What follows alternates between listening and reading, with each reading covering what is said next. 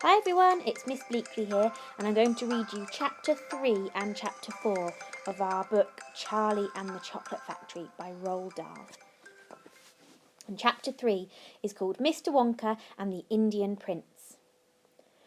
Prince Pondicherry wrote a letter to Mr. Willy Wonka, said Grandpa Joe, and asked him to come all the way out to India and build him a colossal palace entirely out of chocolate. Did Mr. Wonka do it, Grandpa? He did indeed, and what a palace it was! It had 100 rooms, and everything was made of either dark or light chocolate. The bricks were chocolate, and the cement holding them together was chocolate, and the windows were chocolate, and all the walls and ceilings were made of chocolate. So were the carpets, and the pictures, and the furniture, and the beds. And when you turned on the taps in the bathroom, hot chocolate came pouring out.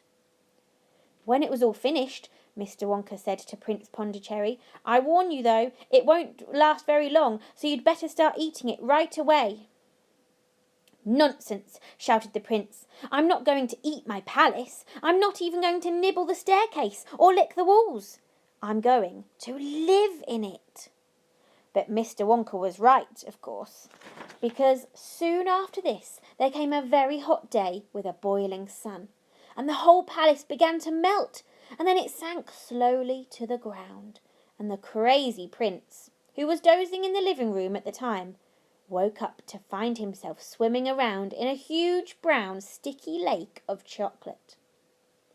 Little Charlie sat very still on the edge of the bed, staring at his grandfather. Charlie's face was bright, and his eyes were stretched so wide you could see the whites all around. "Is all this really true?" he asked, "or are you pulling my leg?" "It's true," cried all four of the old people at once. "Of course it's true. Ask anyone you like." "And I'll tell you something else that's true," said Grandpa Joe. And now he leaned closer to Charlie and lowered his voice to a soft, secret whisper. "Nobody ever comes out." "Out of where?" asked Charlie. "And nobody ever goes in." "In where?" cried Charlie. "Wonka's factory, of course." "Grandpa, what do you mean?" "I mean workers, Charlie." "Workers?" "All factories," said Grandpa Joe, "have workers streaming in and out of the gates in the mornings and evenings, except Wonka's.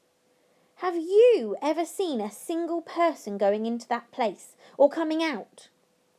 Little Charlie looked slowly around at each of the four old faces, one after the other, and they all looked back at him. They were friendly, smiling faces, but they were also quite serious. There was no sign of joking or leg-pulling in any of them. "Well, have you?" asked Grandpa Joe. I really don't know, Grandpa," Charlie stammered. "Whenever I walk past the factory, the gates seem to be closed." "Exactly," said Grandpa Joe. "But there must be people working there." "Not people, Charlie. Not ordinary people, anyway." "Then who?" cried Charlie. "Aha! That's it, you see. There's another of Mr. Willy Wonka's clevernesses." "Charlie, dear," Mrs. Bucket called from where she was standing by the door, "it's time for bed. That's enough for tonight." "But, Mother, I must hear." "Tomorrow, my darling." "That's right," said Grandpa Joe. "I'll tell you the rest of it tomorrow evening." Chapter 4. The Secret Workers. The next evening Grandpa Joe went on with his story. "You see, Charlie," he said, "not so very long ago there used to be thousands of people working in Mr. Willy Wonka's factory. Then one day, all of a sudden, Mr. Wonka had to ask every single one of them to leave, to go home, never to come back." "But why?" asked Charlie. "Because of spies." "Spies?" "Yes, All the other chocolate makers, you see, had begun to grow jealous of the wonderful sweets that Mr. Wonka was making, and they started sending in spies to steal his secret recipes. The spies took jobs in the Wonka factory, pretending that they were ordinary workers, and while they were there, each one of them found out exactly how a certain special thing was made. "And did they go back to their own factories and tell?" asked Charlie. "They must have," answered Grandpa Joe, because soon after that, Fickelgruber's factory started making an ice cream that would never melt, even in the hottest sun. Then Mr. Prodnose's factory came out with a chewing gum that never lost its flavour, however much you chewed it. And then Mr. Slugworth's factory began making sugar balloons that you could blow up to huge sizes before you popped them with a pin and gobbled them up. And so on and so on. And Mr. Willy Wonka tore his beard and shouted, "This is terrible! I shall be ruined! There are spies everywhere! I shall have to close the factory!" "But he didn't do that," Charlie said. "Oh, yes, he did. He told all the workers that he was sorry, but they would have to go home. Then he shut the main gates and fastened them with a chain. And suddenly Wonka's giant chocolate factory became silent and deserted.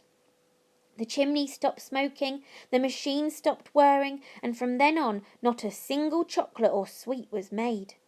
Not a soul went in or out, and even Mr. Willy Wonka himself disappeared completely.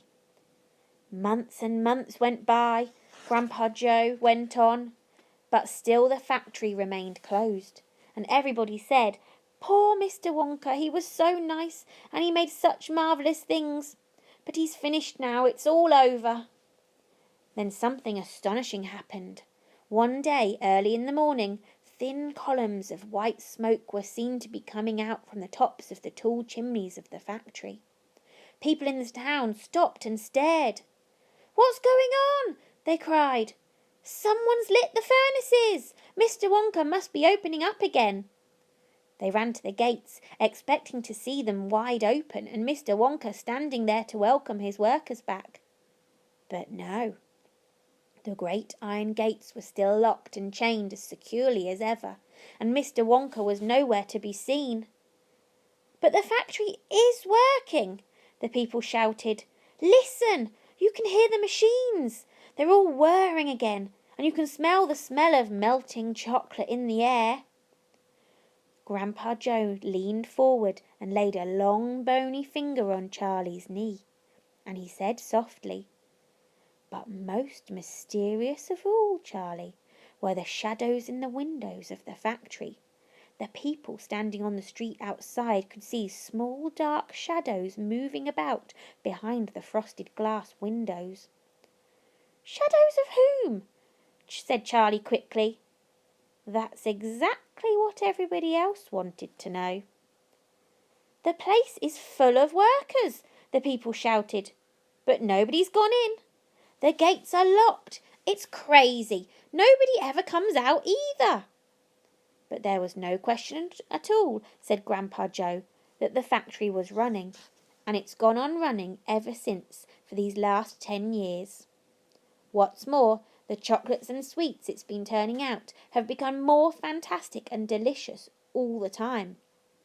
And of course, now when Mr. Wonka invents some new and wonderful sweet, neither Mr. Fickelgruber, nor Mr. Prodnose, nor Mr. Slugworth, nor anybody else is able to copy it.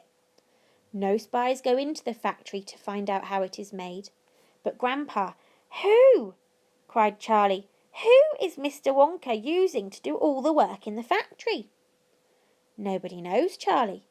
But that's absurd. Hasn't someone asked Mr. Wonka? Nobody sees him any more. He never comes out. The only things that come out of that place are chocolates and sweets. They come out through a special trap door in the wall, all packed and addressed, and they are picked up every day by post office trucks.